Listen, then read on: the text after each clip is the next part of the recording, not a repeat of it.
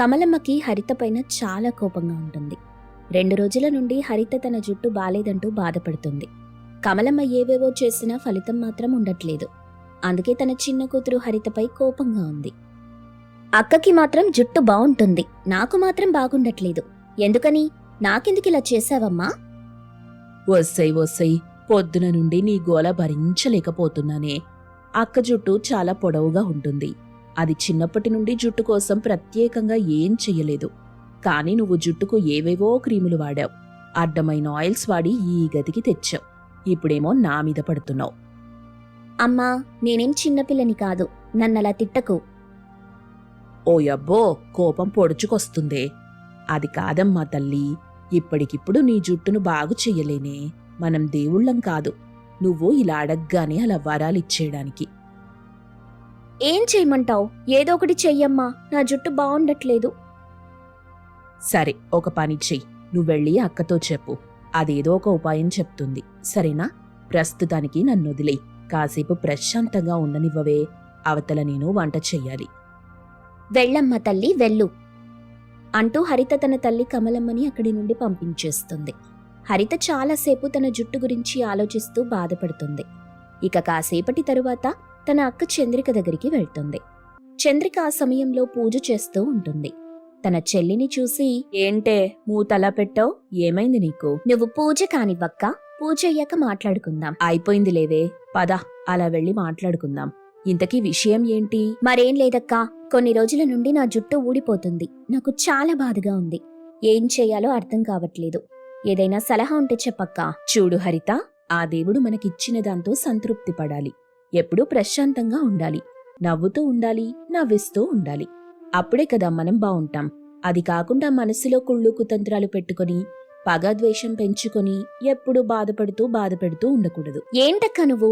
జుట్టు పెరగడానికి సలహా ఇస్తావనుకుంటే ఇలా గీతోపదేశం చేస్తున్నావేంటి? ఆ బాధపడటాలు, కుళ్ళుకోవటాలు అవన్నీ నాకెందుకు చెప్పు. జుట్టు పెరగడానికి ఏదైనా సలహా చెప్పవే. అబ్బబ్బబ్బా, నేను చెప్పేది కూడా అదే. అలా ప్రశాంతంగా ఉంటే జుట్టు ఊడటం ఆగిపోతుంది. జుట్టుకు ఏది పడితే అది వాడకూడదు, సరేనా? నాకు తెలుసక్కా, నీ జుట్టు పొడవుగా ఉందని బిల్డప్ ఇస్తున్నావు. నీ జుట్టు అంతలా పొడవుగా పెరగడానికి ఏదో వాడుతున్నావు, నాకు తెలుసు.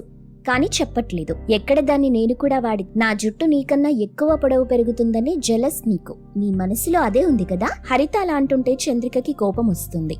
ఆ కోపంలో తన చెల్లి హరితని ఒక్కటిస్తుంది. మాటలు జాగ్రత్తగా రానివ్వు. నేనెప్పుడు నీ మంచి కోరుకుంటానే.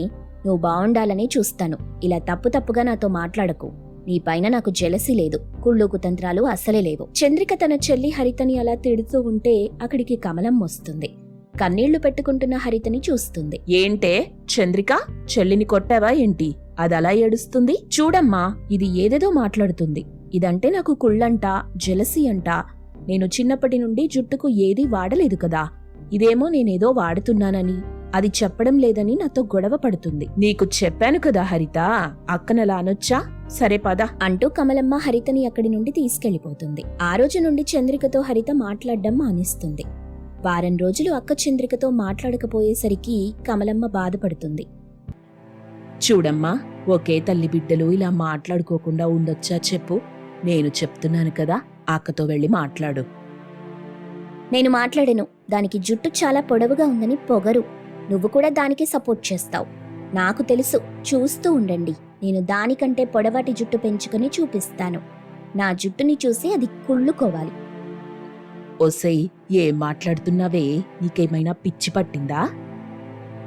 అలా కమలమ్మ అంటున్నా హరిత మాత్రం మాట్లాడకుండా అక్కడి నుండి వెళ్ళిపోతుంది. ఇక హరిత తనకిష్టం వచ్చిన క్రీములు తీసుకొచ్చి వాడటం చేస్తుంది. జుట్టుకి ఏవేవో నూనెలు రాస్తుంది. ఇక అడ్డమైన ఆకులన్నీ తీసుకొచ్చి తలకు రాసుకుంటుంది. హరితని చూసి ఆ ఊళ్ళో అందరూ పిచ్చి పట్టిందనుకుంటారు.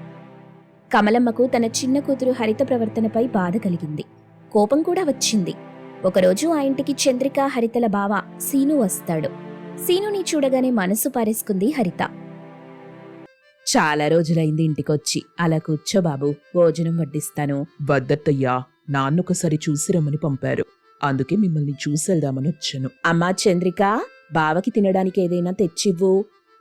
నేను తీసుకొస్తాను అంటూ హరిత హడావిడిగా వంటగదిలోకెళ్ళింది. హరిత చిలాకితనం చూసి ఆనందం చూసి కమలమ్మ మౌనంగా ఉండిపోయింది. తను కూడా వంటగదిలోకి వెళ్ళింది. ఏంటే బావరాగానే లేడిపిల్లలా గెంతులేస్తున్నావు? బావ నన్ను చూడ్డానికే ఇంటికొచ్చాడు. నాకా విషయం తెలుసు. ఓయబ్బో, చాలా ఆశలే ఉన్నాయే. మీ బావ ఇంటికొచ్చింది నిన్ను చూడ్డానికి కాదు, నీ అక్కని చూడ్డానికి. అక్కకి బావకి పెళ్లి చెయ్యాలనుకుంటున్నా. ఏమంటావే? కమలమ్మ అలా చెప్పగానే హరితకి బాగా కోపమొస్తుంది. అక్కడున్న వంటపాత్రలన్నీ విసిరి కొడుతుంది. బయట వాళ్ల బావున్నాడని కూడా చూడదు. కమలమ్మ ఆపుతున్నా వినిపించుకోదు. ఆహార పదార్థాలన్నీ చెల్లాచెదురు చేస్తుంది. ఇంతలో చంద్రిక పరుగున వంటగదిలోకొస్తుంది. ఏంటమ్మా, ఏమైంది దానికి? పిచ్చి పట్టిందే, నా మాట అస్సలు వినట్లేదు. హరిత, ఏం చేస్తున్నావే? వద్దు, నువ్వస్సలు నాతో మాట్లాడొద్దు. ఈ ఇంట్లో నాకు సొంతం కావలసినవన్నీ నువ్వు తన్నుకుపోతున్నావు. ఇప్పుడు కూడా బావతో నీ పెళ్ళంట. అమ్మ చెప్పింది. బావంటే నాకిష్టం, కాని బావని నువ్వు పెళ్లి చేసుకోబోతున్నావు. నేను చూస్తూ ఉండను, నీ ఆటలింకా సాగనివ్వను అంటూ హరిత అక్కడే ఉన్న పాత్ర తీసి చంద్రికపై వెయ్యబోతుంది. ఇంతలో కమలమ్మ వచ్చి హరితని లాగిపెట్టి ఒక్కటిస్తుంది. హరితకేం చేయాలో అర్థం కాలేదు. కంటతడి పెట్టుకున్నా పట్టించుకునేవారు లేరని ఏడుస్తుంది. 2-3 రోజుల పాటు హరిత ఎవ్వరితోనూ మాట్లాడదు. అయితే హరిత ఏవేవో క్రీములు వాడటం వల్ల తల వెంట్రుకలు రాలటం మొదలవుతుంది. ఇక ఆ తరువాత తన అక్క మీద పగ తీర్చుకునేందుకు ప్రయత్నాలు మొదలెడుతుంది. అందుకోసం తన అక్క మీద ప్రేమగా ఉన్నట్టు నటిస్తుంది. చూడమ్మా చంద్రిక, వచ్చే వారమే నీ పెళ్లి పెట్టుకున్నాం కదా. చాలా పనులున్నాయి. మనం కొత్త బట్టలు కొనాలి, బంగారు నగలు కొనాలి. ఇంకా అమ్మా అవన్నీ వదిలేయ్, నేను చూసుకుంటాను కదా. కమలమ్మ చంద్రిక అలా మాట్లాడుకుంటూ ఉండగా అక్కడికి హరిత వస్తుంది. అక్క, నేను కూడా షాపింగ్కి వస్తాను. ఇన్ని రోజులు నిన్ను బాధ పెట్టి తప్పు చేశానక్కా. అమ్మా, నువ్వు కూడా నన్ను క్షమించాలి. నీ మాట అస్సలు వినలేదు. తప్పైందమ్మా. ఇప్పటికైనా నీ బుద్ధి మారింది. మాకదే చాలు. అక్క పెళ్లి గ్రాండ్గా జరిపించాలి, సరేనా? అలాగే అమ్మా, కానీ పెళ్లికి ముందుగా ఒకసారి నేను చెప్పే గుడికి వెళ్దాం. అక్కడ పూజ చేస్తే అక్క మంచిగా ఉంటుందనిపిస్తుంది. పెళ్లి జరిగాక వెళ్దాం లేవే. లేదమ్మా, ఇప్పుడే వెళ్దాం. నా మాట ఒక్కసారి వినండి. అక్క, అమ్మకి నువ్వైనా చెప్పు. సర్లేమ్మా, దాని మాట విందాం. చెల్లి మారిపోయింది పాపం, అదెంతో ప్రేమగా చెప్తుంది కదా, వెళ్దాం. అలా చంద్రిక చెప్పడంతో కమలమ్మ ఒప్పుకుంది. అలా ముగ్గురూ కలిసి చెరువుగట్టు వైపు ఉన్న గుడి దగ్గరికి వెళ్తారు. గుడికి వెళ్లి తిరిగొస్తూ ఉండగా చెరువులోకి తన అక్కని తోసెయ్యాలని చూసింది హరిత. అలా చంద్రికని చెరువులోకి తోసెయ్యాలని చూసే క్రమంలో కమలమ్మపై పడిపోతుంది. ఆ టైంలో కమలమ్మతో పాటు హరిత కూడా చెరువులోకి పడిపోతారు. ఇద్దరికీ ఈత రాకపోవడం వల్ల పూర్తిగా మునిగిపోతుంటారు. అయ్యో, కాపాడండి, కాపాడండి, అమ్మా చంద్రిక కాపాడు. అక్క, కాపాడక్క, మమ్మల్ని రక్షించు. మీరేం కంగారు పడకండి, ఎవరైనా ఉన్నారేమోనని చూస్తాను, ఉండండి. చంద్రిక అటూ ఇటూ చూస్తుంది. ఆ టైంలోనే తన పొడవాటి జుట్టు గుర్తొస్తుంది. ఇక వెంటనే తన పొడవాటి జుట్టును చెరువులో పడ్డ కమలమ్మ పట్టుకునేలా చేస్తుంది. చంద్రిక పొడవాటి జుట్టుని పట్టుకొని కమలమ్మ చెరువులో నుండి బయటకొస్తుంది. ఇక ఆ తరువాత హరితకు తన పొడవాటి జుట్టును పట్టుకోమని చెప్పి పైకొచ్చేలా చేస్తుంది చంద్రిక. తన తల్లి కమలమ్మను, చెల్లి హరితను తన పొడవాటి జుట్టు సాయంతో కాపాడుతుంది. ఎంత ప్రమాదం నుండి తప్పించుకున్నా హరిత నాపై పడటం వల్లే ఆ చెరువులోకి దూకాల్సొచ్చింది. అయినా అలా ఎందుకు పడ్డావే, చూసుకోవాలి కదా. కమలమ్మ అలా చెప్తూ ఉండగా చంద్రిక చాలా కోపంగా తన చెల్లి హరిత వంక చూస్తుంది. హరిత, నిజం చెప్పు, ఎందుకు చేశావు? నన్ను చంపేంత కోపం ఎందుకు? నేను నీ అక్కనే. ఏంటి, హరిత నిన్ను చంపాలనుకుందా? అయ్యో పాపిష్టిదానా, ఇంకా నీ బుద్ధి మారలేదే? ఎందుకు చేసావే ఇలా? నిన్ను కని తప్పు చేశానే అని కమలమ్మ ఆ చెంప ఈ చెంప వాయిస్తుంది. కన్నీళ్లు పెట్టుకున్న హరిత, అమ్మా, అక్క, నేను తప్పు చేశాను. పొడవైన నీ జుట్టు చూసి నాకు నీపై ద్వేషం పెరిగింది. అమ్మెప్పుడు నన్నే తిడుతూ ఉండటం వల్ల నేను నీపై కోపం పెంచుకున్నాను. పైగా నాకు ఇష్టమైన బావతో నీ పెళ్లి జరుగుతుంది. తట్టుకోలేకపోయానక్క. అందుకే నిన్ను చంపేయాలనుకున్నాను. కానీ నువ్వు నా ప్రాణాలు కాపాడావు. నేను ద్వేషించిన నీ పొడవాటి జుట్టే నా ప్రాణాలు కాపాడింది. మొదటిసారి నేను చాలా పెద్ద తప్పు చేశానని అనిపిస్తుందక్క. ఇంకెప్పుడు నిన్ను బాధ పెట్టను. ఇక జుట్టు గురించి పట్టించుకోను. నీకు పెళ్ళయ్యాక ఇంట్లో అమ్మని చూసుకుంటూ బ్రతికేస్తాను. హరిత మాటలు విన్నాక పూర్తిగా మారిపోయిందనుకుంటారు కమలమ్మ, చంద్రిక. తన చెల్లిని దగ్గరికి తీసుకుని ఓదార్చింది చంద్రిక. అప్పటి నుండి హరిత తన జుట్టు గురించి పట్టించుకోకుండా కమలమ్మతో కలిసి సంతోషంగా ఉంటుంది. మిక్సీ పడుతున్న చంద్రికకి కరెంట్ షాక్ తగిలి అల్లాడిపోతుంటే మిక్సీ అదే పనిగా నడుస్తూ సౌండ్ చేస్తూ ఉంటుంది. బెడ్ మీద పడుకున్న హరిత మిక్సీ సౌండ్ విని కూడా తనకున్న బద్ధకం కారణంగా చంద్రిక దగ్గరికి రాలేకపోయింది. పైగా అలాగే పడుకొని, అక్కా, ఆ మిక్సీ సౌండ్ ఆఫ్ చేయవే, నాకు సరిగా నిద్ర పట్టటం లేదు. అరే, ఇక్కడ చెల్లి పడుకుందనే ఆలోచన ఏమాత్రం లేకుండా మిక్సీ సౌండ్ చేస్తున్నావు, చా అని నిండుగా దుప్పటి కప్పుకొని పడుకుంది. కరెంట్ షాక్తో చంద్రిక గిలగిలా కొట్టుకుంటుంటే ఎలక్ట్రీషియన్గా వర్క్ చేస్తున్న రమేష్ అనే యువకుడొచ్చాడు. తెలివిగా కర్ర సాయంతో షాక్ నుండి చంద్రికని కాపాడాడు. దాంతో మిక్సీ సౌండ్ ఆగిపోయింది. నల్లగా మారి చెదిరిపోయిన జుట్టుతో ఉన్న చంద్రికని ఇంట్లో ఉన్న చెక్క కుర్చీలో కూర్చోబెట్టాడు. ఏం కాదు చంద్రిక, నేనొచ్చాను కదా, టెన్షన్ పడకు, రిలాక్స్డ్గా ఉండు అని చంద్రికని ఓదార్చుతుంటాడు. చంద్రిక కన్నీళ్లు పెట్టుకుంటుంది. బద్దకపు చెల్లి హరిత దుప్పటి తీసి, అక్కా, మిక్సీ పట్టడం అయిపోయినట్టుంది, ఇక ఆలస్యం చేయకుండా నా కోసం వేడివేడి మసాలా దోశ వేసుకురా అని అంటుంటే గణేష్కి కోపం వచ్చింది. క్షణం కూడా ఆలస్యం చేయకుండా ఇంట్లో ఒక చోట ఉన్న నీళ్ల బిందె తీసుకుని చకచకా హరిత దగ్గరికి వచ్చాడు. హరిత మీద పోశాడు. హరిత కోపంగా లేచి రమేష్ని చూసింది. బావా, ఏంటి నువ్వు చేసింది? నీ బద్ధకం పోవాలని బిందెడు నీళ్లని పోసనరితా, అందుకు సంతోషించు. బిందెతో తల మీద కొట్టలేదు, అలా కొట్టాలని ఆవేశంతో వచ్చాను, కానీ కొడితే చనిపోతావని ఆలోచించి నీళ్లు పోసానంతే.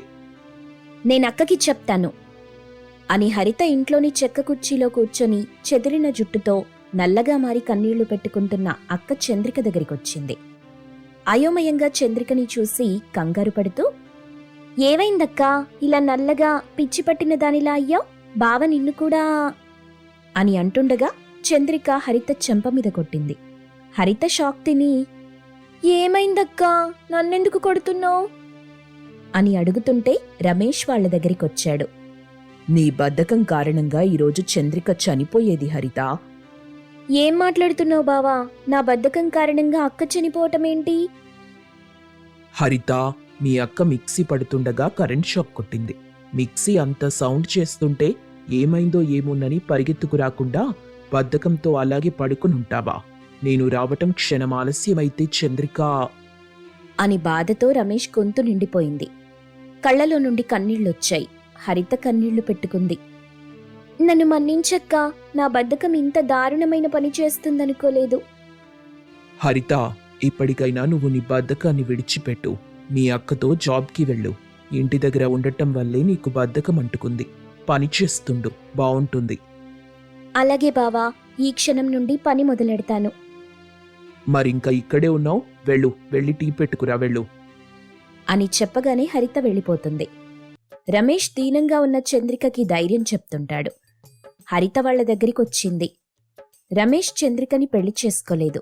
బాగా తెలిసిన చుట్టరికం వల్ల బావయ్యాడంతే. బావా, టీ ఎలా చెయ్యాలి? పాలు నీళ్లు కలిపి చెయ్యాలి హరిత. ఎన్ని పాలు కలపాలి? ఎన్ని నీళ్లు పొయ్యాలి? పెద్ద గ్లాస్తో పొయ్యాలా, చిన్న గ్లాస్తోనా? ముందుగా పాలు పొయ్యాలా, నీళ్లు పొయ్యాలా? ఏదెంత పొయ్యాలి అని అడుగుతుంటే అంత బాధలో కూడా చంద్రిక నవ్వింది. ఆ నవ్వు చూసి చెల్లి హరిత, బావ రమేష్ సంతోషించారు. చంద్రిక వెళ్లి 10 నిమిషాల్లో టీ పెడుతుంది. ముగ్గురు ముచ్చట్లు చెప్పుకుంటూ టీ తాగుతుంటారు. కొంత సమయం తరువాత రమేష్ అక్కడి నుండి వెళ్ళిపోతాడు. చెల్లి, వెళ్ళి రెడీ అవు, నేను టిఫిన్ చేసి పెడతాను. సరే అక్కా అని హరిత వెళ్ళిపోతుంది. చంద్రిక కిచెన్లోకి వెళ్తుంది. అలా సమయం గడుస్తూ 10 కావస్తుంది. చంద్రిక వంట రెడీ చేసి ఇంట్లోకొచ్చింది. చెల్లి హరిత కనిపించలేదు. చెల్లెక్కడికెళ్ళింది అనుకుంటూ పెరట్లోకొస్తుంది. అక్కడ ఒకతే కూర్చుని ఏడుస్తున్న చెల్లి హరిత కనిపించింది. తన చెల్లి అలా బాధగా కన్నీళ్లు పెట్టడం చంద్రికకి నచ్చలేదు. ఏమైంది చెల్లి, ఎందుకేడుస్తున్నావు? నన్ను మన్నించక్క, నా బద్ధకం నా నుండి నిన్ను దూరం చేసేది రోజు. అది తలుచుకుంటేనే నా ప్రాణం పోతుంది. ఇంట్లో నీ ఫోటో దగ్గర దీపం పెట్టి ఇలాగే ఏడుస్తూ ఉండేదాన్ని. బాధపడకు చెల్లి, ఇప్పుడు నాకేం కాలేదు కదా, నేను బావున్నాను. సమయానికి రమేష్ బావ వచ్చాడు. తెలివిగా కరెంట్ షాక్ నుండి నన్ను కాపాడాడు.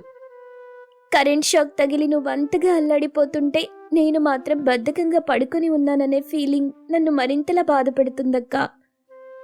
అయిందేదో అయిపోయింది చెల్లి, ఇప్పుడు నేను బావున్నాను కదా. నువ్వు రెడీ అయి వస్తే ఇద్దరం కలిసి నేను పనిచేస్తున్న సూపర్ మార్కెట్కి వెళ్దాం.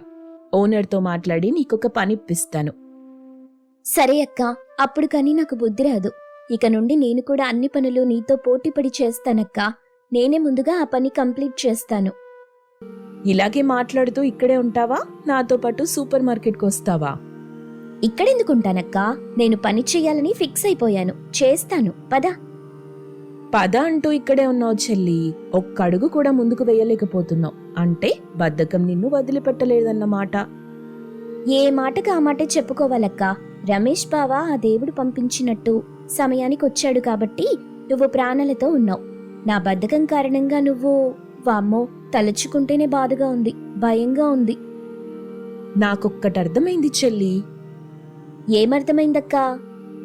నువ్వు బద్ధకాన్ని వదిలిపెట్టవని. సరే చెల్లి, ఇంటి దగ్గర జాగ్రత్తగా ఉండు. నేనెళ్ళి పని చేసుకొనొస్తాను. లేదక్కా, నేను కూడా వస్తాను అని చెప్పిన చెల్లి హరితని తీసుకుని టౌన్లోని సూపర్ మార్కెట్కి తీసుకొచ్చింది. ఈ సూపర్ మార్కెట్లోనే చంద్రిక సేల్స్ గర్ల్గా పనిచేస్తూ ఉంది. అక్కడ ఓనర్తో మాట్లాడి తన చెల్లికి కూడా జాబ్ ఇప్పించింది. చంద్రిక అంటే నమ్మకం, ఎంతో అభిమానం. తన చెల్లివి, బుద్ధిగా పని చేసుకో. ఒక్క రిమార్క్ లేకుండా పని చేసుకుంటున్న మీ అక్క చంద్రికలాగే నువ్వు కూడా మంచి పేరు తెచ్చుకోవాలి. అలాగే సార్ అని చెప్పి లోపలికెళ్ళిపోతుంది హరిత. ఒక చోట కుర్చీ వేసుకుని కూర్చుంటుంది. బద్ధకం కారణంగా లేవలేకపోతూ కస్టమర్స్ అడుగుతున్న వాటిని తెచ్చివ్వలేక రఫ్గా మాట్లాడడం చేస్తూ ఉంటుంది. చంద్రిక మాత్రం అడిగిన వాళ్లకి అన్నీ తీసుకొచ్చి ఇస్తుంది. శ్యామల అని ఒక ఆవిడ ఆ సూపర్ మార్కెట్కి వచ్చింది. కుర్చీలో కూర్చున్న హరితని చూసి, ఇదిగో అమ్మాయి, ఇక్కడ వంట సరుకులు ఎక్కడుంటాయో చూపించు కొంచెం. చూడ్డానికి కళ్ళున్నాయి, నడవడానికి కాళ్లున్నాయి, అలా తిరిగి చూసుకోండి అని పొగరుగా సమాధానం చెప్తుంది. దాంతో శ్యామలకి చాలా కోపం వచ్చింది.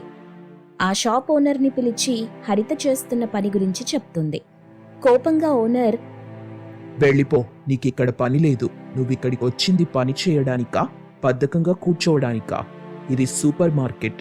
కస్టమర్స్ నిత్యం వస్తూనే ఉంటారు. వాళ్ళకి కావలసిన వాటిని తెలుసుకొని మరీ తెచ్చిపెట్టాలి. వాళ్ళ అభిమానాన్ని పొందాలి. అప్పుడే మన వ్యాపారం సాగుతుంది. సారీ చంద్రిక, హరిత, నీకు పని లేదు. సార్, ఒక్కరు చెప్పారని ఇలా పనిలో నుండి తీసేయడం బాలేదు తను నా భార్య అని చెప్పగానే హరిత ఏమీ మాట్లాడకుండా అక్కడి నుండి వెళ్ళిపోతుంది. బద్ధకం కారణంగా తన చెల్లి ఏ పని చెయ్యలేదని చంద్రిక అర్థం చేసుకుంది. సారీ మేడం, సారీ సార్ అని చెప్పి తన పని తను చేసుకుంటూ ఉంది. రాత్రి 8 అయింది. చంద్రిక ఇంటికొచ్చింది. చలికాలం కావడంతో సన్నగా మంచు పడుతుంది.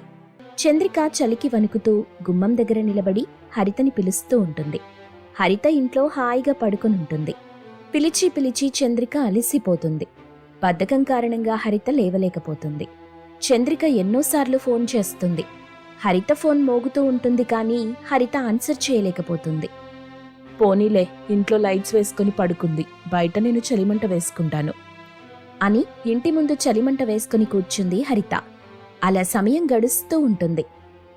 రాత్రి 10 అవుతుండగా హరితకు ఆకలేస్తుంది. అన్నం పెట్టమని తన అక్కని పిలుస్తుంది.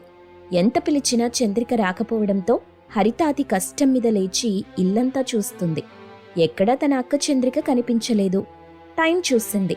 రాత్రి 10 దాటింది. అక్క ఇంకా ఇంటికి రాలేదా అని బయటకి చూసింది. చలిమంట వేసుకుని కూర్చున్న అక్క కనిపించింది. అప్పుడు హరితకి తన బద్ధకం వల్ల చేసిన తప్పు తెలుస్తుంది. మౌనంగా వచ్చి చలిమంట వేసుకుంటుంది. సారీ అక్క. సారీ ఎందుకు చెల్లి? బద్ధకం కారణంగా నువ్వేం చేయలేకపోతున్నావు. నేను అర్థం చేసుకున్నాను. ఇంతకీ ఏమైనా తిన్నావా? లేదక్కా, ఇంత కోపంలో కూడా అంత ప్రేమ చూపిస్తున్నావంటే నాకు నువ్వు అక్కవి కాదు, అమ్మవి. చాలే, ఇక్కడే కూర్చో. నేను వెళ్ళి తినడానికేమైనా తీసుకొస్తాను అని చంద్రిక లోపలికెళ్ళింది. హరిత చలిమంట దగ్గర కూర్చుని ఉండగా చంద్రిక వేడివేడిగా తినడానికి చపాతీ చేసుకుని తీసుకొచ్చింది. ఇద్దరూ మాట్లాడుకుంటూ తింటారు. బద్ధకం కారణంగా తన చెల్లి ఏ పని చేయలేదని అర్థం చేసుకుని చంద్రిక అన్ని పనులు చేసుకుంటూ చెల్లిని మరింత ప్రేమగా చూసుకుంటుంది.